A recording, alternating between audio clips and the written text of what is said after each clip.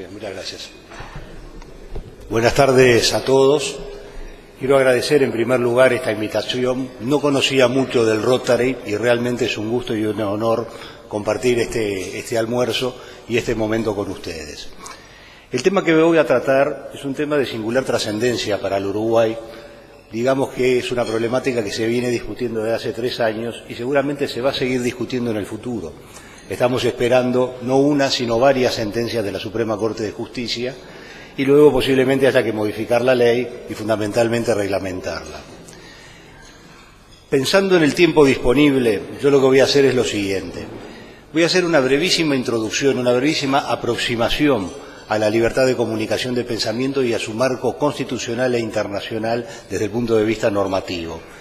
Y luego, en desorden, voy a empezar a analizar algunos problemas polémicos de la ley de medios y bueno, según cómo me dé el tiempo iré avanzando, trataré los que pueda y si no, en los 2 minutos finales voy a saltear para pasar a compartir unas breves reflexiones finales con ustedes. Yo no sé si se ve en la pantalla, pero me voy a apoyar, como hago habitualmente en un PowerPoint, con la esperanza de que eso facilite la comprensión y el seguimiento de lo que yo voy a decir. Comenzando con la aproximación. Desde hace más de 100 años hay 3 fundamentos básicos en materia de libertad de comunicación de pensamiento, 3 fundamentos que se enuncian de distinta forma, pero que se aceptan, yo diría, en todo el mundo occidental. Y realmente son muy expresivos, son muy prácticos y realmente nos dice de qué estamos hablando. En primer lugar, la libertad de comunicación de pensamientos es algo absolutamente básico e imprescindible para un sistema democrático. El debate, la difusión de los hechos es imprescindible. No puede haber sociedad democrática sin un pleno respeto de esta libertad. La Corte Interamericana de Derechos Humanos, siguiendo al Tribunal Europeo de Derechos Humanos, ha venido desde hace décadas desarrollando lo que se llama los estándares democráticos. Y bueno, se señala dentro de los estándares democráticos, los estándares de calidad de una democracia, la libertad de comunicación de pensamiento es particularmente importante. Quiero decir con esto que la libertad de comunicación de pensamientos es un derecho, pero cuidado, es un derecho verdaderamente importante porque trasciende a la persona física que quiere comunicar o recibir el pensamiento. En segundo lugar, y acá ya hay un planteo más filosófico, la libertad de comunicación persigue el propósito de descubrir la verdad. Esto parte de un planteo filosófico que es que la verdad no puede ser dada a la gente, sino que cada uno tiene que descubrir su propia verdad. Y a estos efectos aparece la vieja frase de un juez norteamericano, el juez Wendell, que hablaba del marketplace of ideas, las ideas que compitan libremente para que cada uno pueda buscarlas, analizarlas y formar su propia decisión, encontrar sus propias verdades. Por supuesto que esto no es fácil, que las ideas compitan libremente. El gobierno tiene fuertes posibilidades para que sus ideas sean más escuchadas que otras y también determinados grupos económicos pueden hacer escuchar más sus ideas que las de otras. O sea que las ideas compitan libremente es un objetivo no fácil de lograr. Y el tercero refiere ya a algo más particular de los ciudadanos. La libertad de comunicación atiende al desarrollo de las capacidades racionales de quienes enfrentados a distintos elementos determinan, mantienen o cambian sus propias opiniones.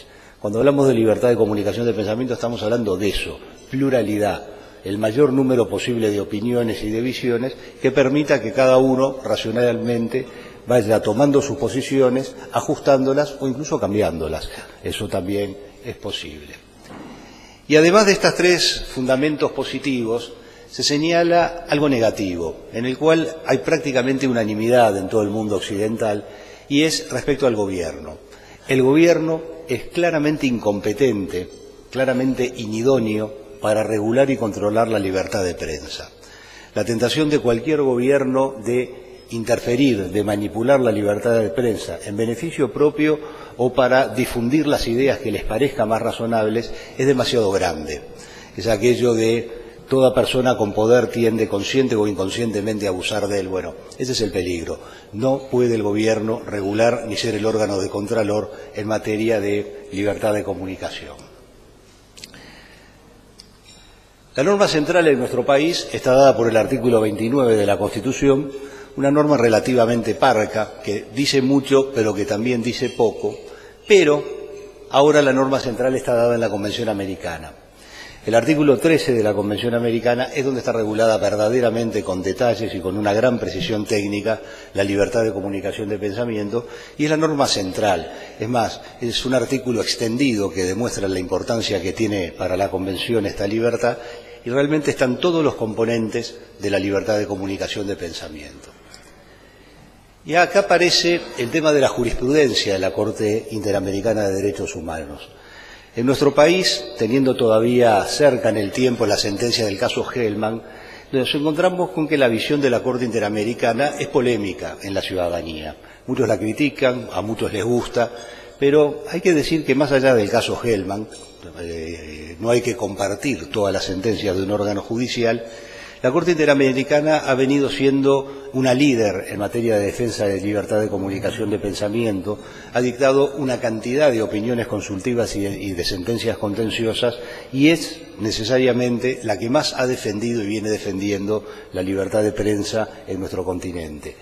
Si analizamos las últimas sentencias, claro, son siempre contra los mismos países, contra Ecuador, contra Venezuela, hay una cantidad de sentencias en defensa de la libertad de prensa, y que ha llevado, por ejemplo, a que Venezuela se retire del sistema interamericano porque, obviamente, no está de acuerdo con los criterios de la Corte.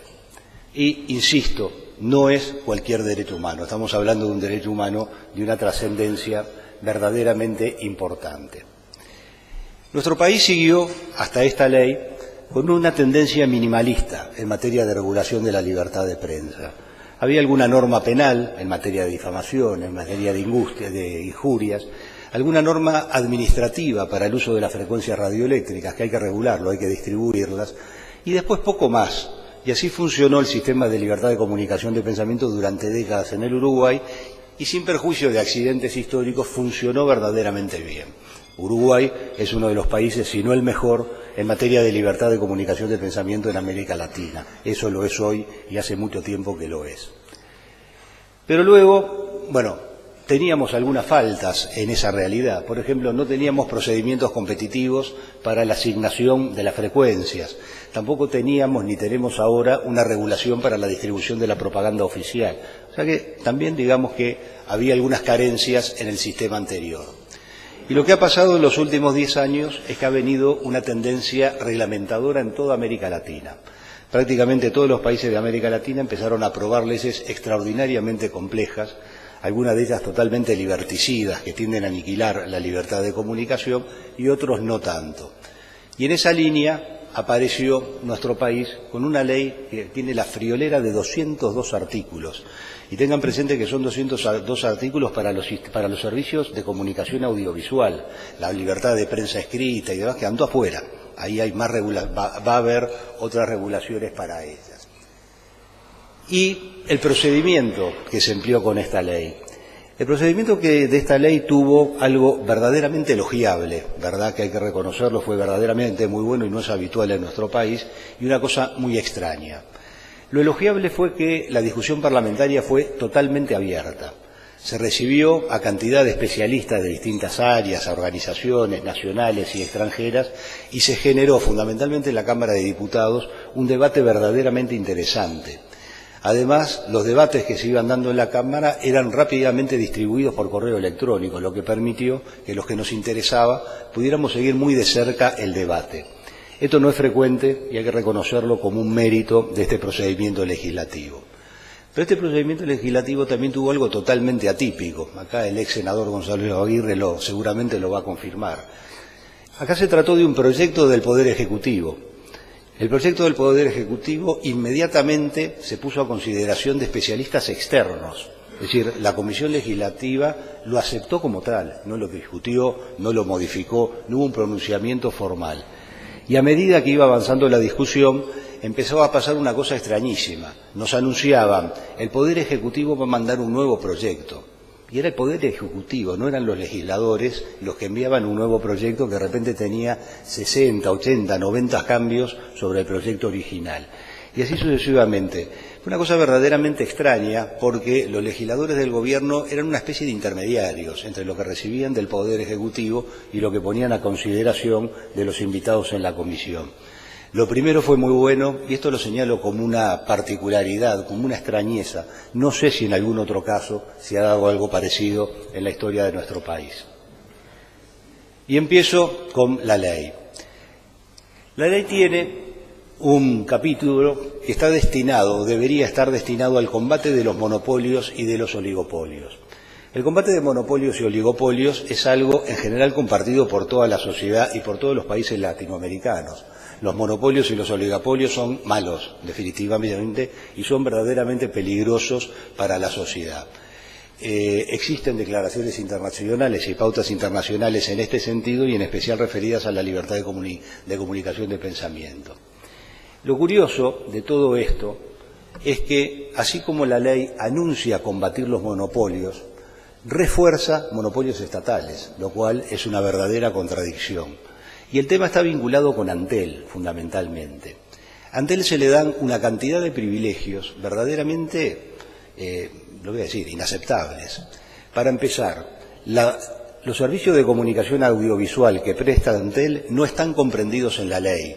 O sea, no tienen ninguno de los controles que tienen los canales privados, no tienen ninguna de las obligaciones en materia de competencia, sino que Antel va a competir con los operadores privados, libertad absoluta para Antel y regulación para los operadores privados.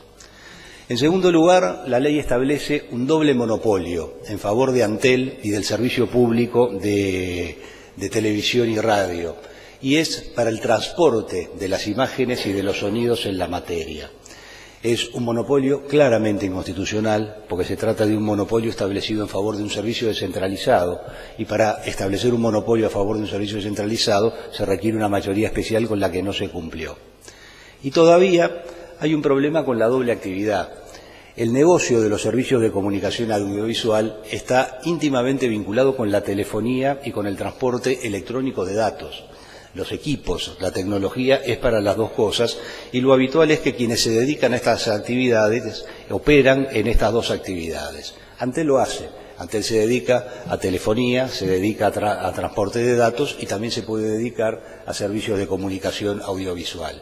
Pero para los particulares se prohíbe la doble actividad, lo cual es un golpe económico importante, porque se le quita a los particulares una fuente de ingreso que puede ser verdaderamente trascendente. Acá se ha hablado de que hay un monopolio negativo. El único que puede hacer la doble actividad es Antel y todo lo demás ven retrasiada su libertad de empresa y partido. Van a poder dedicarse exclusivamente a algunos aspectos. Otro problema que aparece en la regulación de monopolios, que repito, la idea es fantástica, creo, seguramente todos estamos de acuerdo en que hay que combatir los monopolios. Aparece con la famosa Declaración de Principios de la Libertad de Expresión de la Comisión Interamericana de Derechos Humanos. Esta declaración, entre muchísimas otras cosas trascendentes, se refiere al combate de los monopolios y dice algo básico. Dice que la regulación antimonopolio para medios de prensa tiene que ser la misma que para las otras actividades. Lo que quiere decir la Comisión es muy claro. No se use el combate antimonopólico con regulaciones exclusivas para la libertad de comunicación y que se utilice para censurar, para controlar o presionar a los medios. Bueno, directamente se incumple con esta pauta internacional y se establece una regulación que es exclusiva para los servicios de comunicación audiovisual, excluyendo los que son por Internet, especialmente Antel. Otro problema que tenemos en las normas antimonopolio de la ley es que confunde tamaño de la empresa con concentración. La ley lo que apunta es a tener muchísimos medios de comunicación chiquitos, ¿verdad? Muchos y chiquitos, y lo cual es una contradicción como vamos a ver ahora. Se establecen pautas de limitación de la titularidad inmensas. Una misma persona no puede ser titular de más de determinado número de permisos, con lo cual se va fraccionando el mercado de los servicios de comunicación audiovisual en pequeños nichos, en pequeñas empresas. Aparece, por ejemplo, una cosa verdaderamente increíble, tope de suscriptores. La televisión para abonados tiene topes de suscriptores. Puede pasar que un ciudadano vaya a una empresa y diga quiero contratar los servicios de ustedes y le contesten no se puede pues nosotros ya superamos el tope. Una cosa absurda indudablemente y que perjudica los derechos del telespectador. Bueno, las incompatibilidades en materia de comunicación audiovisual y telefonía que ya les mencioné, hay unas normas de lo más curiosa. Se prohíbe que los hijos tengan licencias de telecomunicación si los padres tienen licencia de telecomunicación. Una de las cosas más naturales que nosotros sabemos, el caso del hijo que empieza a trabajar por el padre y termina dedicándose a la misma actividad del padre. Bueno, en telecomunicaciones eso no va a ser posible. Y el gran tema está acá.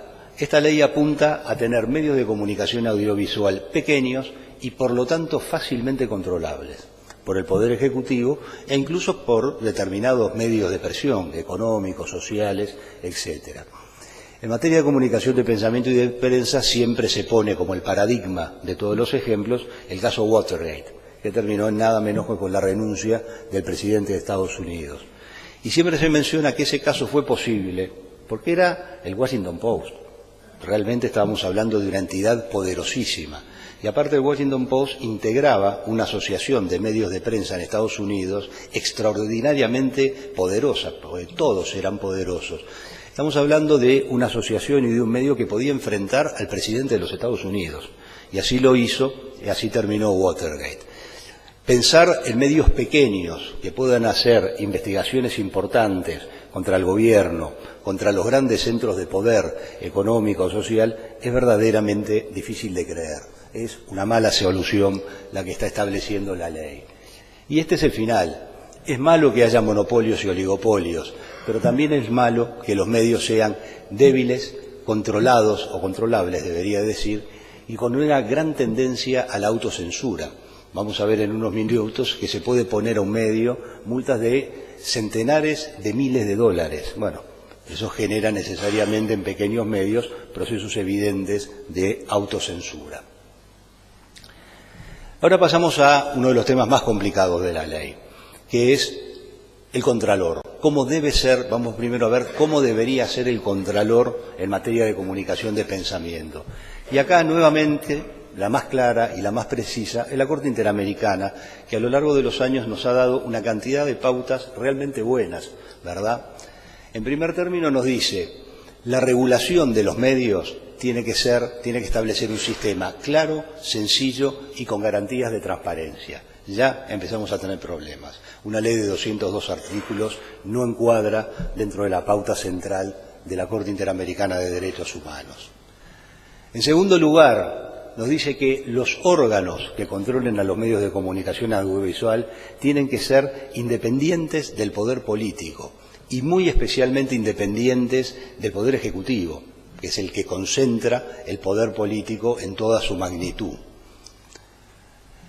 Acá se discutió si podía ser un ente autónomo, un servicio descentralizado, el Contralor, quien ejerciera el Contralor, pero tampoco podría ser porque los artículos 197 y 198 de la Constitución le da demasiada injerencia al Ejecutivo en los entes autónomos y servicios descentralizados. Y en general, la solución en la que prácticamente todo el mundo que se ha ocupado de este tema está de acuerdo, el órgano de Contralor tendría que ser una entidad paraestatal, con unas garantías de estabilidad e independencia verdaderamente importantes establecidas en la ley. También nos dice el sistema interamericano que tiene que haber un recurso ágil y sencillo para los operadores.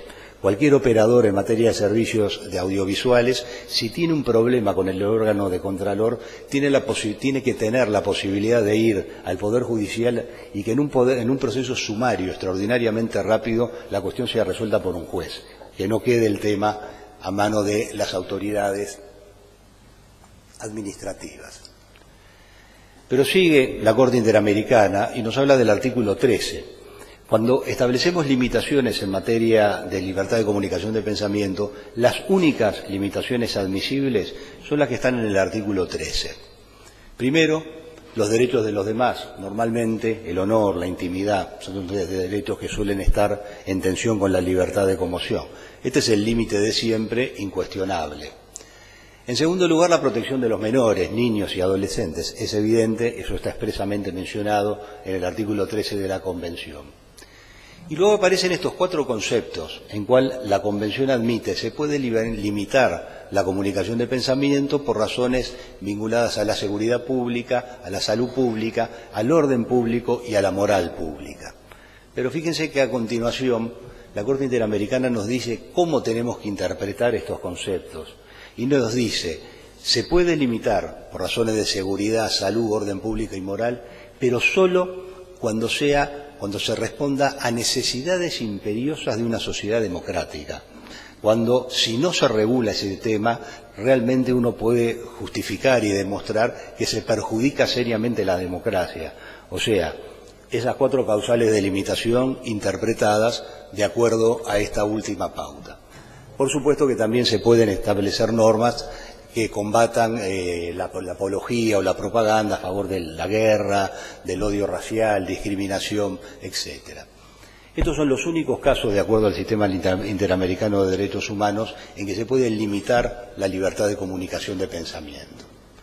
Y todavía, nos dice la Corte, no alcanza con eso, sino que hay que cumplir con el principio de legalidad. Y nos dice, no voy a entrar en esto, pero nos dice claramente las características que tiene que tener el principio de legalidad en materia de comunicación de pensamiento. Todos los elementos tienen que estar en la ley. La remisión a la reglamentación del Poder Ejecutivo es para casos excepcionales, cosa que no pasa en esta ley, ¿verdad? La regulación tiene que ser concreta y no vaga ni abierta. Lamentablemente, son otra pauta que esta ley no cumple, ¿verdad? Bueno, las limitaciones tienen que ser necesarias, imperiosas para una sociedad democrática y tienen que cumplir con el juicio de proporcionalidad. Y la Corte señala constantemente este problema como el problema más grave quizá de la libertad de comunicación de pensamiento, que es la censura indirecta, la que no se ve, la que no se puede ver, y fundamentalmente los temas de autocensura, temor a las sanciones que también conspiran, sin que la gente lo vea, contra la libertad de comunicación de pensamiento. Eso es como debería ser el sistema de Contralor. Ahora vamos a ver lamentablemente cómo es. El órgano central en materia de Contralor de los medios de comunicación audiovisual es el Poder Ejecutivo. Es decir, exactamente lo contrario a todas las pautas internacionales. Poder Ejecutivo y Ministerio de Industria. El doctor Kroseniak ha declarado en la prensa que el Poder Ejecutivo es el que controla siempre. No, eso no es así definitivamente. Hay actividades extraordinariamente sensibles que no las debe controlar el Poder Ejecutivo. Entidades de intermediación financiera no las controla el ministro de Economía, las controla el Banco Central, que es un ente autónomo, por supuesto que actúa en coordinación con el ministro de Economía, porque es un ente autónomo y que tiene competencias y una especialidad propia. Y lo mismo pasa con los medios de comunicación audiovisual. No puede estar, como está en esta ley, las potestades más importantes de Contralor en el Poder Ejecutivo.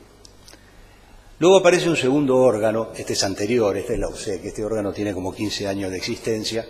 Este no presenta mayores problemas, es la Unidad Reguladora de Servicios de Comunicación.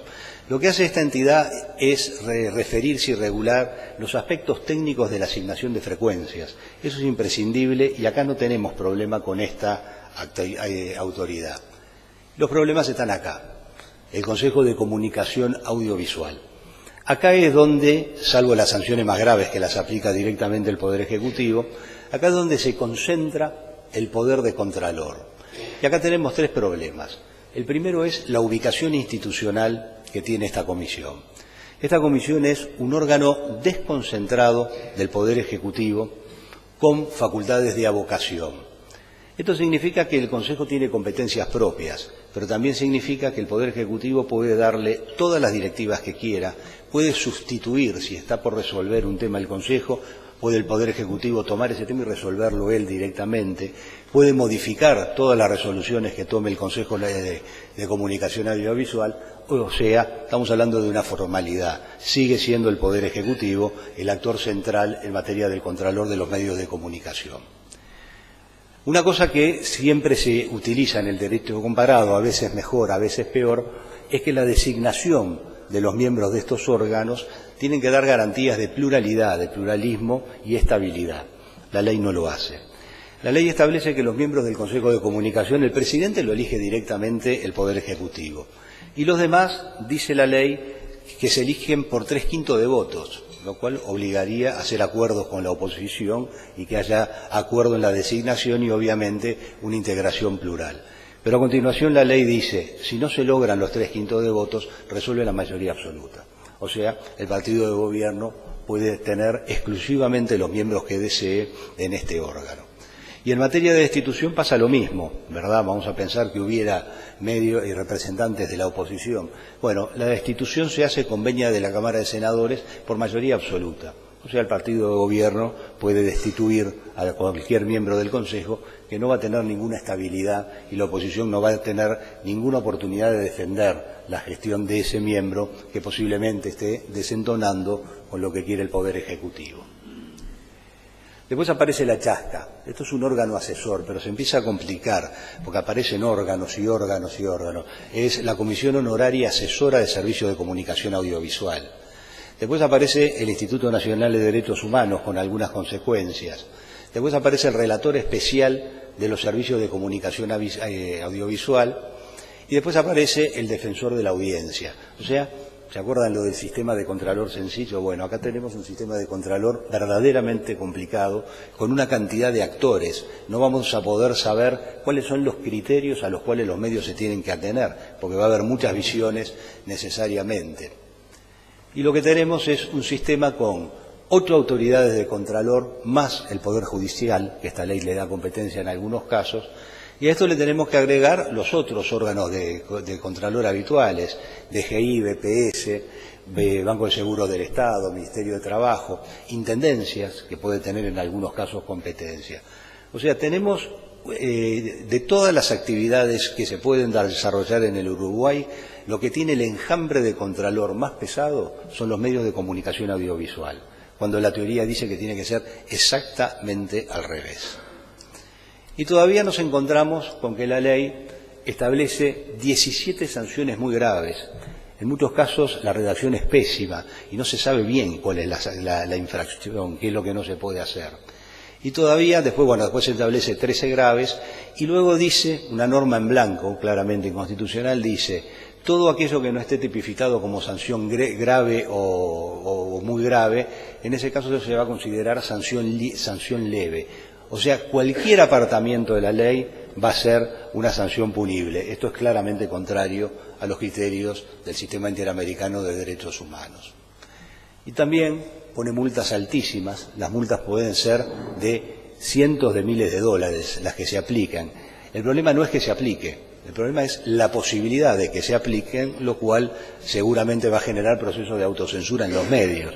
Muy pocos medios van a poder resistir una sanción de este volumen. Con el decomiso de los equipos en infracción, ahí no hay tanto problema, salvo que lo hacen en sede administrativa. El decomiso es una sanción penal, se puede establecer, pero el decomiso no lo puede resolver el Poder Ejecutivo. Tiene que haber un juez que esté actuando en la materia y con eso no se cumple. En definitiva, el sistema de contralor que marca la ley va a contramano de todas las pautas internacionales, especialmente de la del Sistema Interamericano de Derechos Humanos. Entonces viene la pregunta, ¿qué va a pasar? Esta ley está vigente desde hace 9 meses, no ha pasado nada todavía, pero ¿qué va a pasar en el futuro? Yo creo que en el futuro inmediato no va a pasar nada. Las cosas van a seguir más o menos iguales a como estaban siempre y se va a manejar dentro de las pautas culturales habituales. El problema es que no sabemos lo que va a pasar en el futuro. En la discusión parlamentaria hubo alguien que dijo, esta ley abre una puerta peligrosísima. Yo creo que esta ley hace mucho más que abrir una puerta. Abre una puerta en un lugar donde no había puerta.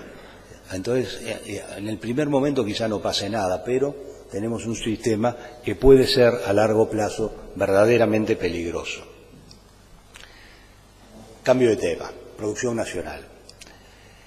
El Estado ingresa necesariamente en esta ley en los contenidos de las programaciones de los medios, ¿verdad? Y lo hace fundamentalmente con la excusa de fijar pautas para la... ¿Cómo estoy de tiempo? Muy mal. Bueno, entonces les voy a ahorrar una buena cantinela. De todas formas les cuento para que vean. La producción nacional tiende a que la televisión fundamentalmente va a ser toda más o menos igual. Todo va a ser igual, no va a haber diferencias. Hay un modelo de televisión que es el modelo del gobierno y que lo va a imponer sin lugar a dudas. Después, en materia de diversidad y pluralismo, también se incumplen normas internacionales en la medida que se establece que el pluralismo es dentro de todos los canales. El pluralismo tiene que ser en materia del sistema. El gran tema es que el telespectador se siente frente a la televisión y tenga muchísimas variantes, y no televisión que sea más o menos igual en todos los casos, ¿verdad? El telespectador es el gran olvidado de este proyecto. Se menciona algunas veces, pero en realidad es obligado. La protección a la infancia, que es algo correcto, todos estamos de acuerdo, tiene excesos inadmisibles. En un primer momento, los primeros proyectos decían cosas que no se podían creer, ¿verdad? Y ahora también lo sigue manteniendo. Hay un artículo peligrosísimo que invierte en los noticieros, invierte el principio general. Cuando hay imágenes que pueden herir la sensibilidad del telespectador, la guerra, la represión en el Codicen, vaya a saber qué, la exhibición de esas imágenes pasa a ser la excepción y la regla que no se puede pasar. De vuelta, ¿cómo se va a aplicar esto o cómo se está aplicando? Se está aplicando bien, pero de vuelta, está permitiendo la ley una cantidad de cosas que no se pueden aceptar. Y tenía 2 artículos para compartir con ustedes que no los voy a poder compartir, salvo el primero, presidente, si me permite. El artículo 32, apartado I, prohíbe que se presente como exitosas o positivas a las personas o personajes adictos a las drogas. Esto significa que si un periodista dice Maradona fue el mejor jugador de fútbol del mundo, está violando la ley de medios. Entonces todos nos van a decir, en ese caso no va a pasar nada. Bueno, vamos a hacer las leyes que digan lo que tienen que decir, que no digan cualquier cosa y después las van a aplicar en forma distinta. Bueno, publicidad electoral, se la voy a ahorrar, hay problemas verdaderamente importantes. Este no se los voy a ahorrar, índices temáticos. Este es un artículo que apareció a último momento, no estuvo en ninguno de los proyectos iniciales, apareció en el último. Y fíjense lo que dice. Dentro de los 90 días posteriores a la vigencia de la ley, el Consejo de Comunicación Audiovisual publicará los índices temáticos, nadie sabe qué son, de los proyectos comunicacionales de los servicios comprendidos en las autorizaciones vigentes, los actuales operadores. Y después nos dice que los titulares de los servicios privados dispondrán de 90 días contados para presentar al Consejo sus correspondientes proyectos comunicacionales ajustados a los referidos índices temáticos. El Poder Ejecutivo le puede decir a los operadores privados, señores, a partir de ahora ustedes tienen que hacer esto. Le va a marcar las grandes líneas de cómo tiene que ser su programación. Y termino. ¿Qué nos deja lo anterior? Primero, esta ley implica un cambio de paradigmas en lo que ha sido la historia del Uruguay, lo cual es, a mi juicio, verdaderamente peligroso. Establece un contralor político a cargo del Poder Ejecutivo, en violación de todas las normas y pautas internacionales, ¿verdad? Y, bueno, el Estado se mete en la programación y en los proyectos internacionales. Uno se pregunta, ¿para qué están los canales oficiales? Se meten tanto en los canales, pero ¿por qué si tienen los canales oficiales para hacer lo que quiera hacer el gobierno, verdad? Se olvidan de los derechos del telespectador. Esto es increíble. Se menciona, se habla varias veces del telespectador, pero uno se olvida de los derechos. Al telespectador lo que hay que darle es variedad, para que sea el telespectador el que elija, ¿verdad? Y para terminar, a mí no me gusta ser alarmista.